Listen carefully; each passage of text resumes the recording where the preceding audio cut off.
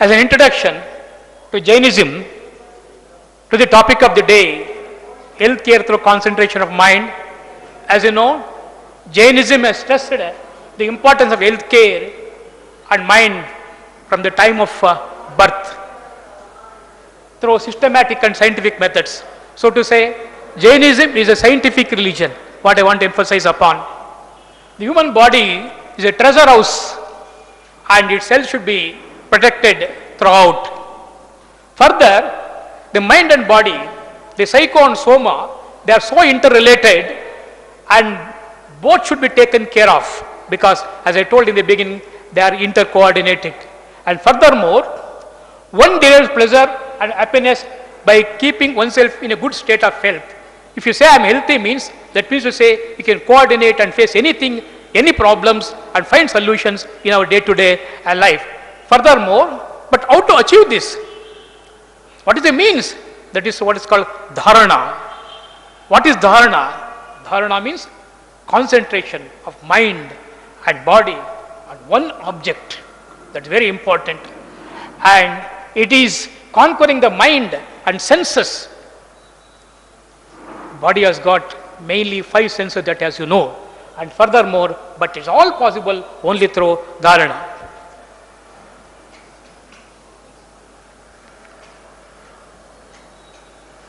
Then comes dhyana. What is dhyana? Dhyana or concentration, artha dhyana, raudra dhyana, and dharma dhyana, shukla dhyana. Acharyas in Jainism, namely Gunabhadra Sena and Vasunandi enunciated these in what is called Shravakacharas in our classics. These divisions are accepted in the following classics in Jain works. There, Vibhachandra's Jnana Varna, Yogendra Deva's Yogasara, and Pandita Govinda's Purushartha Shasana Siddhupyaya. Dhyana, further to elaborate, as I told, is a concentration which brings together all our thoughts and emotions and moods into one way. And furthermore, dhyana is a mental faculty of exclusive attention. And furthermore, it occurs by detaching mind from all the distractions and thus focusing on one entity. Thereby, one gets calm and quiet mind successfully to perform anything on the earth. And furthermore, wisdom, that is the tenacity of thinking, what you call wisdom, of ancient philosophy and modern scientific concepts denotes that dhyana brings out a change in our behavior, day-to-day behavior. It modifies and integrates one's personality. Furthermore, one attains concentration through dhyana. So to say, dhyana, dharana, concentration, they are all synonymous. And furthermore, Dharma Sutra in Jainism says that one whose concentration leads towards religion is worshipped. So to say, for a man, let him be an engineer or a doctor or a businessman, what is important is to follow the religion. That is very important. From that point, dhyana is the maintenance and sustenance of concentration, and it helps to conquer some of the evils like rajogunas and tamogunas, and also inculcate the best, that is sattvika gunas. And it is useful in as being described by Acharya Umaswami in his the great classic Tattvata Sutra. Then there is another related word, what's called tapa, tapassu. Tapa. What is tapa? Tapa is consolidated derivation of dhyana. First dhyana, later comes tapa. An interpretation of tapa in various Jain works is as follows, but just to enunciate one put forth, Samyak Darshan Jnana Charitrani we say, and Vijaya Tapa, that is in Gatha 79 of Pravachana Chara by Acharya Kundakundacharya, he has put forth this. I interpret tapa as follows. During tapa, that is when we concentrate, the toxins, that means the poisonous substances elaborated in the body, the toxins accumulate in the body get expelled when you take up tapa. And furthermore, body gets recharged and feels relaxed to do anything further onwards. And this minimizes physical ailments and it increases strength, vigor and vitality in the body. And this keeps the body, mind and hormonal balance under a control. Furthermore, similar observations have been made in other Jain classics, that is Sarvartha Siddhi, also Rayanasara. What is the theory of mind? What is mind? How to describe mind? That is to say, Jains have developed a systematic theory of mind. At the outset I told, Jainism is purely a scientific religion. There is no any fiction or friction in Jainism. Whatever you say, you prove. Whatever you prove, you say. That is Jainism from that point. And Jain's approach to the problem is a fusion of the synthetic and analytic point of view. Jains say that mind is a quasi-sense organ, that is no indriya. Mind has two phases, as you know. One is Dravyamana, other is a Bhavamana. What is Dravyamana? That is a material phase. Dravyamana is a material structure composed of infinite, fine, coherent, befitting particles of matter what you call Pudgala, meant for the mental function. That is Dravyamana. Then what is Bhavamana? That is psychic phase. It expresses in mental process like thinking. One has to, we should always say, before you do anything, you should think and act. Thinking is very, very important.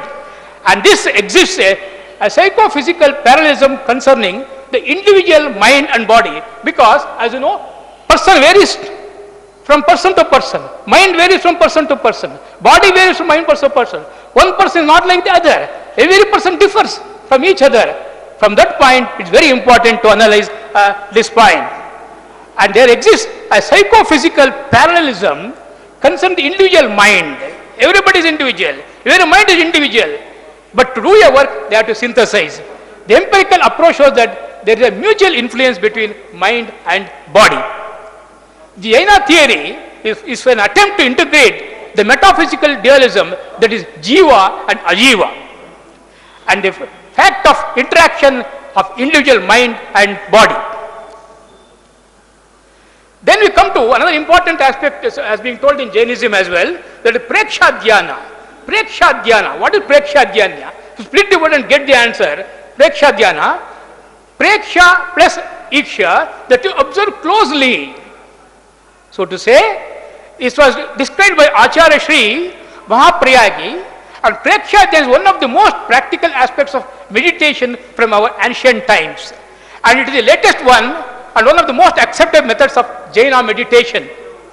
And it means see thyself, Preksha, to see yourself first before looking at others. And what is seeing? Seeing word is a relative term. Furthermore, seeing is not just mere linking it. It means to say noticing, observing, scanning. There is a slight difference between these words. When you say, when you see, when you observe, when you notice, when you scan, you should scan the things. That means to say what you say, observing closely. And Preksha Dhyana further means noticing and an insight, concentrated impartial perception, what you call Antardarshana or Atma Darshana. What is Atma? Difficult to define. In which part of the body Atma is present? Difficult to define. But we say you have to conquer Atma. The final solace of Jainism, as told by Sir, is to attain moksha. That is to conquer Atma, which is an eternal force which lies in every living creature, not only human being, even other living creatures as well, Atma. Okay. And it is, Preksha Dhyana is a technique of a practical and powerful tool for setting down a restless mind, because every day we are subject to many stress and strain, but you have to concentrate. That is very important. From that point, Preksha Dhyana you should be aware of. And what is the influence of Preksha Dhyana on mind? Mind is made to relax through auto-suggestion. We do what we like, we say. That is auto-suggestion. Furthermore, it does not forcefully stop our thought process. And furthermore, instead, Preksha Dhyana teaches to develop the art of merely observing our thoughts without forming any reaction or getting involved. First you should see, you should observe, then you take a decision. You should always take a decision following discussion. It's very, very important. And Preksha Dhyana, gradually thoughts themselves cease later on, of course. Types of Preksha Dhyana. These are the following types of Preksha Dhyana.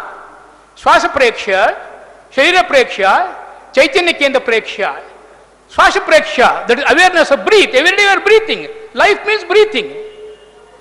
And Swasa Preksha, it causes amazing results not only on the nervous system in the body, both peripheral system and also the central nervous system.